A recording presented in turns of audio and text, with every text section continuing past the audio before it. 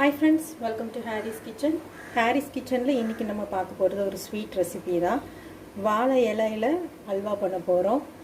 நம்ம பழம் வச்சு பண்ணியிருக்கோம். நிறைய ஃப்ரூட்ஸ், அதுக்கு அப்புறம் ஒவ்வொரு இது கோதுமை அந்த மாதிரிலாம் பண்ணியிருக்கோம்.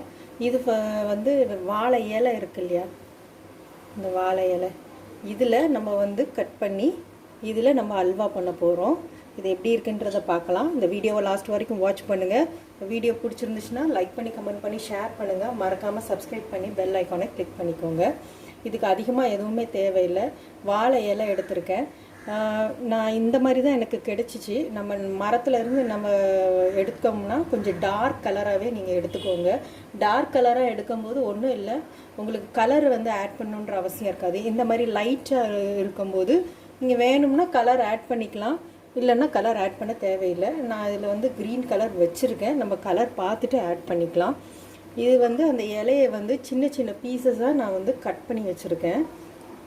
இந்த மாதிரி குட்டி குட்டி பீசஸாக, ஏன்னா இதை வந்து நம்ம பேஸ்ட் பண்ண போகிறோம், அதுக்காக இது குட்டி குட்டி பீசஸாக இதை நான் கட் பண்ணி வச்சுருக்கேன். கொஞ்சம் கார்ன்ஃப்ளவர், அதோட திக்னஸ் இது வந்து பார்க்கும்போது உங்களுக்கு பாம்பே அல்வா மாதிரி தான் இருக்கும். க்ரீன் கலர் பாம்பே அல்வா மாதிரியே இருக்கும். அந்த கன்சிஸ்டன்ட் வந்து திக்னஸ், அந்த அல்வா ஃபார்ம் கிடைக்கிறதுக்காக நம்ம 1/2 கப் அளவுக்கு நான் வந்து கார்ன்ஃப்ளவர் எடுத்திருக்கேன். அது போக சுகர், அப்புறம் கொஞ்சம் ஏலக்காய், இது அப்புறம் நம்ம கீ எல்லாமே ஆட் பண்ண போகிறோம். இது எப்படி பண்ணலான்றதை பார்க்கலாம். கட் பண்ணி வச்சுருக்கோமா, இது எல்லாத்தையும் நம்ம வந்து பேஸ்ட் பண்ணி கொண்டு வந்துடலாம். பேஸ்ட் பண்ணி அதை ஃபில்ட்ரு பண்ணி அதை எடுத்துருங்க. ஸோ இதை வந்து நம்ம மிக்சி ஜாரில் வந்து ஆட் பண்ணிட்டோம். இதில் வந்து ரொம்ப தண்ணி ஆட் பண்ணக்கூடாது. ரொம்ப தண்ணியாக இருந்துச்சுன்னா நல்லா இருக்காது. கொஞ்சம் லைட்டாக அது கிரைண்ட் ஆகிற அளவுக்கு லைட்டாக தண்ணி தெளித்து விட்டு நம்ம இது பண்ணாலே போதும். ஸோ இந்த கன்சிஸ்டன்ட்க்கு நம்ம இதை வந்து பேஸ்ட் பண்ணி வச்சுருப்போம். இதை வந்து ஃபில்ட்ரு பண்ணி எடுத்துடலாம். ஸோ இதை வந்து இப்போ நம்ம இதில் ஊற்றி ஃபில்ட்ரு பண்ணிடலாம்.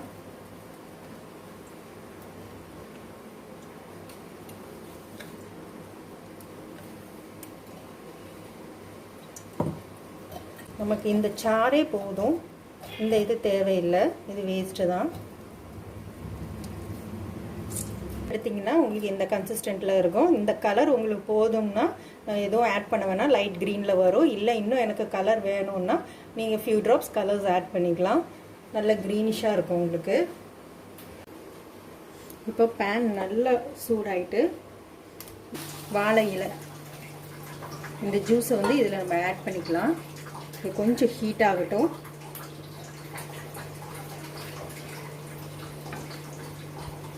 இதை நல்லா நம்ம மிக்ஸ் பண்ணி விட்டுட்டே இருக்கணும். இப்போ நான் இதில் வந்து சுகர் ஆட் பண்ணிக்கிறேன். நமக்கு இதில் வந்து 1/2 கப் அளவுக்கு தான் கிடச்சிருக்கு. ஸோ இனிப்பு நமக்கு தேவையான அளவுக்கு 1 கப் அளவுக்கு கொஞ்சம் கொஞ்சமாக ஆட் பண்ணிக்கலாம். இதில் இப்போது நம்ம பொடிச்சு வச்ச ஏலக்காவை இதில் ஆட் பண்ணிக்கலாம். எல்லாமே கார்ன்ஃப்ளவர் ரொம்ப திக்காக இருக்கும், அதுக்காக தான் கொஞ்சம் கொஞ்சமாக ஆட் பண்ணுறோம். அப்புறம் கீ போடும்போது அது கொஞ்சம் நல்லா லூஸ் ஆயிரும்.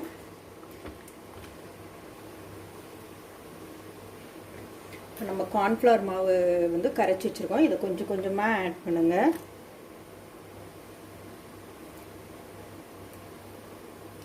இப்போ இதில் வேணும்னா கொஞ்சம் colour, few drops of colours நீங்கள் வந்து ஆட் பண்ணிக்கலாம். ஏன்னா அந்த க்ரீன் கலர் இதாகும். கார்ன்ஃப்ளவர் அந்த ஒயிட்டிஷ் ஆட் பண்ணும்போது கொஞ்சம் லைட்டாக கலர் ஆட் பண்ணிக்கோங்க, ரொம்ப ஆட் பண்ணிடாதீங்க.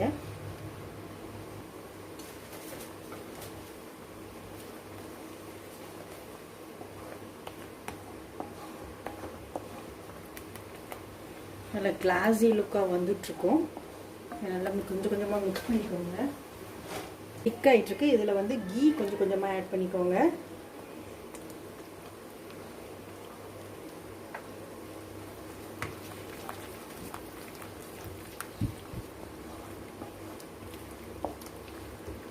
அல்வா கன்சிஸ்டன்ட் வரணும். இதில் வந்து இப்போது முந்திரி பருப்பு ஆட் பண்ணிக்கலாம். நான் ஃப்ரை பண்ணி போடலை, நீங்கள் வேணும்னா ஃப்ரை பண்ணி போட்டுக்கலாம். லைட்டாக வெள்ளரி விதை போட்டிருக்கேன், ஜஸ்ட் ஒரு லுக்குக்கு தான்.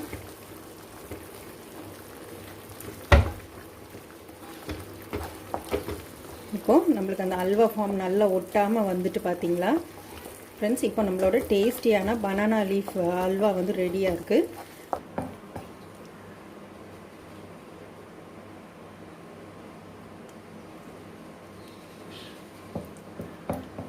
ஸோ ஃப்ரெண்ட்ஸ், இங்கே பாருங்கள், உங்களோட டேஸ்டியான பனானா லீஃப் அல்வா வந்து ரெடியாக இருக்குது. இது கண்டிப்பாக ட்ரை பண்ணி பாருங்கள். உங்களுக்கு அந்த பனானா ஸ்மெல்லே இருக்காது, நார்மல் அல்வா ஸ்மெல் தான் இருக்கும். ரொம்ப நல்லாவும் இருக்கும், ரொம்ப டேஸ்டியாகவும் இருக்கும். கண்டிப்பாக ட்ரை பண்ணி பாருங்கள். ஸோ நெக்ஸ்ட் வீடியோவில் இதே மாதிரி ஈஸியான யூஸ்ஃபுல்லான ஒரு கிச்சன் ரெசிபி அண்ட் டிப்ஸோடு உங்களை வந்து சந்திக்கிறோம். அது வரைக்கும் தேங்க்யூ ஃப்ரெண்ட்ஸ்.